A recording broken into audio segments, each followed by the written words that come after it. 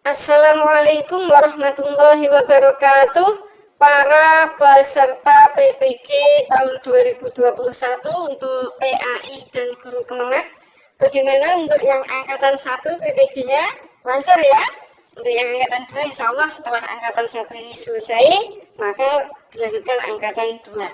Nah, kali ini panduan 5 yang akan membahas tentang langkah yang kedua, yaitu pengembangan perangkat pembelajaran.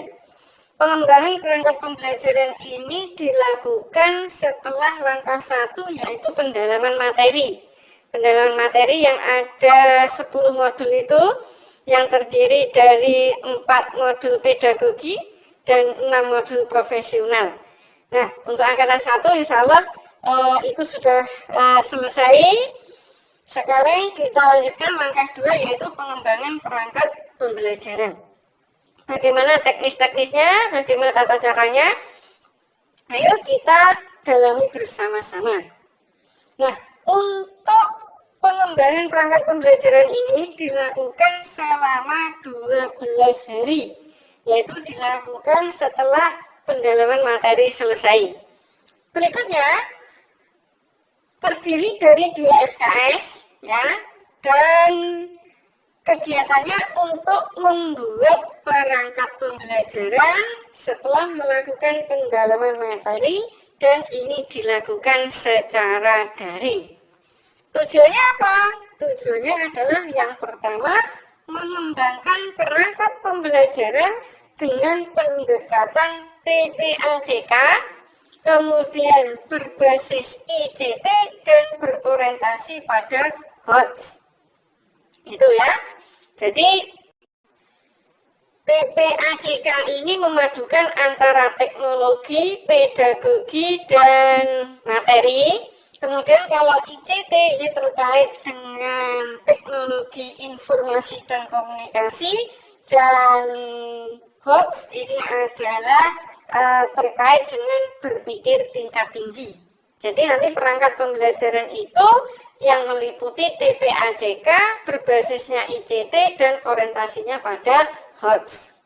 Berikutnya, membuat rekaman praktek pembelajaran berdasarkan perangkat tadi. Jadi kalau kita sudah menyusun perangkat, kemudian membuat rekaman praktek pembelajaran dari perangkat yang sudah kita buat itu. Nah, selama 12 hari kita nanti akan menggeluti tentang itu.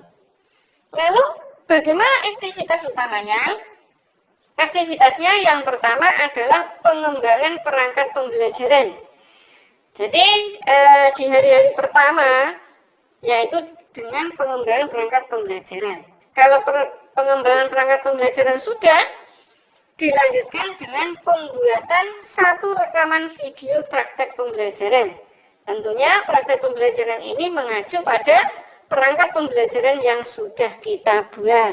Nah, perlu kita ketahui bersama bahwa perangkat pembelajaran itu tidak hanya RPP saja, ya. Nanti akan ada apa saja bahwa perangkat pembelajaran itu yang harus kita buat. Nanti setelah ini ada.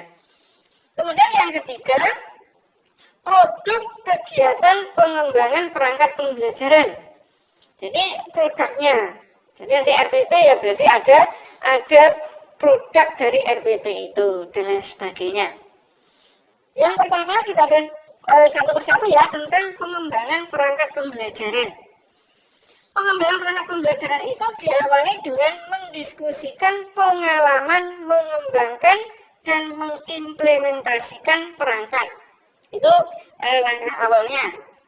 Kemudian pengembangannya harus berorientasi pada HOTS dan TPAJK yang sudah saya sebutkan di awal tadi.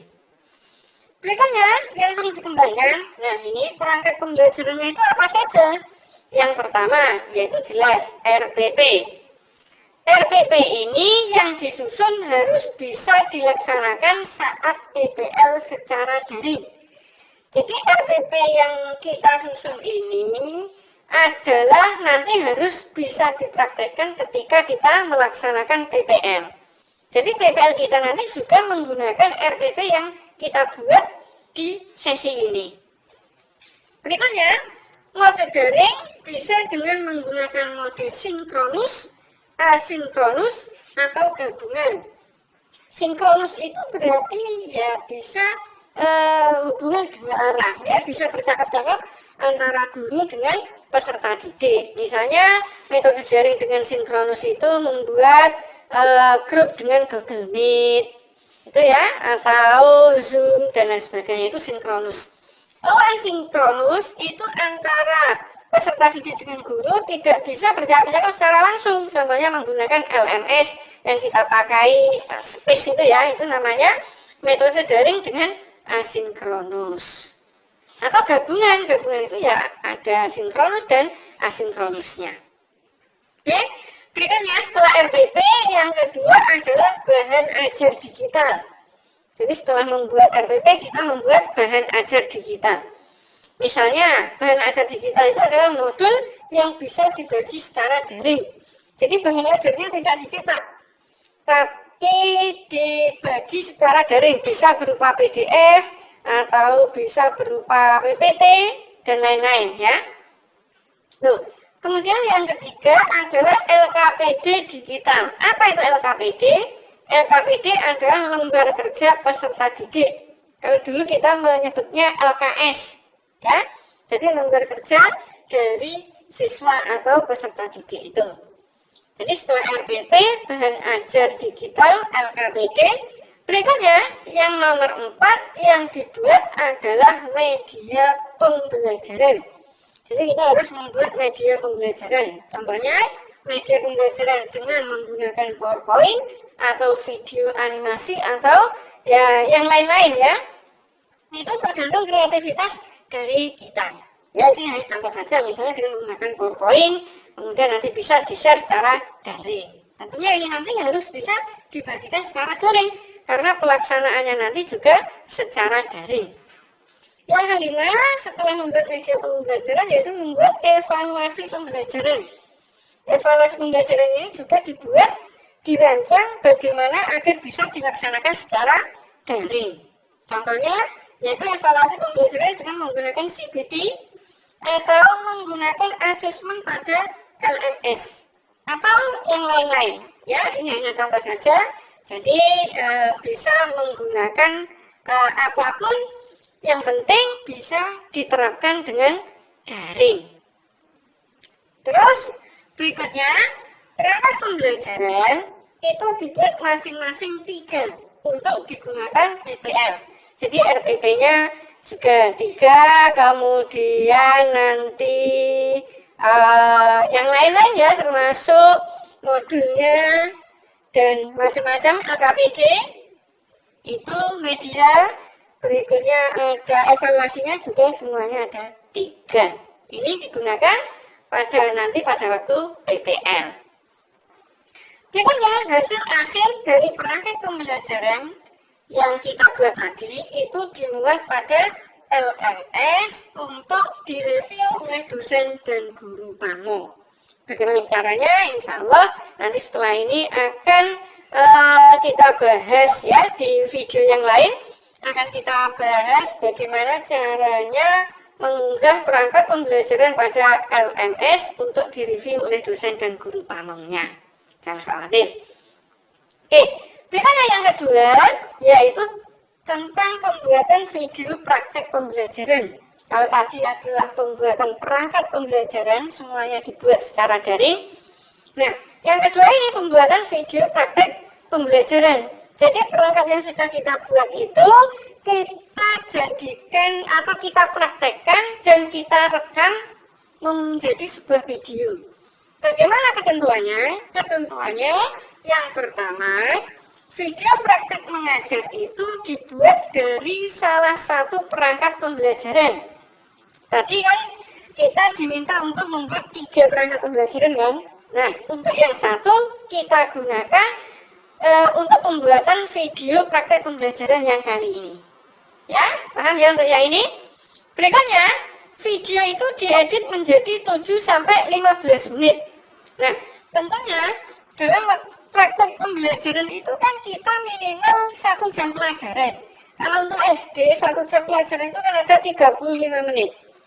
Nah, dari pelaksanaan pembelajaran yang ada di RPP selama 35 menit itu diedit yang penting-penting saja dan dijadikan antara 7 sampai 15 menit.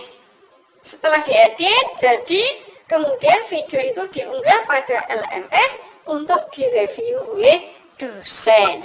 Nah, ini adalah pembuatan praktek pembelajaran.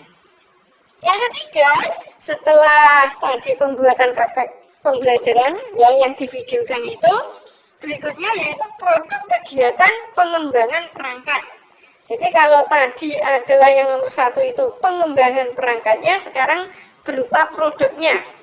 Produknya yaitu berupa yang pertama ada RPP, berikutnya ada bahan ajar, yang nomor 3 ada media, yang nomor 4 ada LKPD atau LKS, yang nomor 5 ada asesmen. Kelima-limanya ini dibuat sebanyak 3 buah dan nanti diupload di LMS. Yang kedua, produknya yaitu berupa video praktek mengajar. Praktek mengajarnya dengan menggunakan salah satu perangkat ini ya, kan dibuat 3 tadi ya. Menggunakan salah satu perangkat itu, kemudian nanti diedit menjadi 7 sampai 15 menit. Kemudian diupload di LMS. Itu kegiatan selama 12 hari ke depan. Kesimpulannya, pada tahap ini kita itu harus membuat perangkat pembelajaran masing-masing 3 buah yang meliputi RPP, bahan ajar, media, LKPD atau LKS, dan asesmen yang akan digunakan saat PPL. Nah, itu sedikit gambaran selama kita melaksanakan PPG 12 hari ke depan setelah pendalaman materi yang sudah dilalui untuk yang angkatan 1. Untuk yang angkatan 2 ya nanti setelah angkatan 1 selesai. Sementara itu semoga sedikit ini bisa bermanfaat untuk kita semua, dan semoga kita semua dalam melaksanakan PPG bisa lulus 100% sehingga mendapatkan sertifikat pendidik. Sementara itu, dan kurangnya mohon maaf, saya akhiri. Assalamualaikum warahmatullahi wabarakatuh.